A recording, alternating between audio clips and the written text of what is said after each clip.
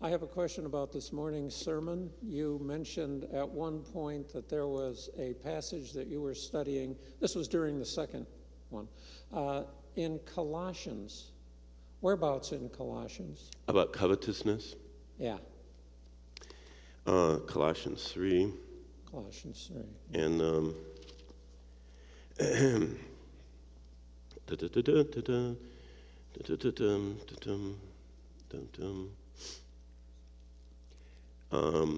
five. Yeah, thank you. Therefore put to death your members which are on the earth, fornication, uncleanness, passion, evil desire, and covetousness, which is idolatry.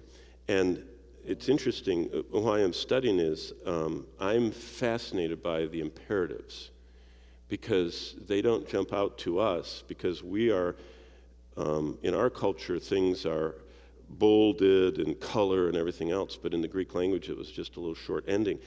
And God says, slay these bad habits, fornication, uncleanness. And then he equates in verse 5 covetousness with idolatry, which is, idolatry is having another God in place of the true and living God, which we would see would be really bad. I mean, you can see Christians that can be involved in immorality and get unclean and have passions and evil desires.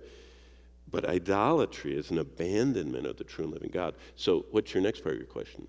Well, that was it. That's what you meant by taking all your stuff and piling it up and making a little Buddha out of it. Exactly. Because, see, we live, and that's Colossians 3:5, we live in a society where covetousness is almost a virtue. A covetous person is wanting they want to have what others have, and that's what drives our society. I mean, most sales things. I grew up in the Amway age, when everybody I knew was in Amway, and the whole Amway thing was that you want to have a better car, you want to have a better house, you want to, and I don't know what it is now, I'm talking about in the 60s, that you were supposed to, I went to these meetings, and they told you that you get a picture of the Cadillac or whatever car you want, and you stick that, and you look at it every day, and you go out with your little Amway satchel because you're going to get a better car. And it's a discontentment that leads to, in fact, why I stopped in Amway was every time I was about to share the gospel, I'd think, now, should I share the circles with them? The circles. Anybody in Amway knows what I'm talking about, And should I do that first and then the gospel? Because if I share the gospel and they don't like it, they won't listen to the circles. But if I share the circles and they like it, then I can share the gospel later. And I all of a sudden became torn with everybody I met.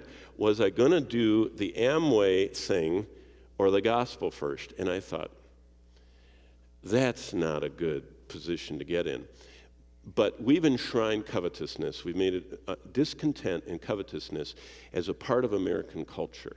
And God says it's like idolatry. And so an idol is something that you sacrifice God for.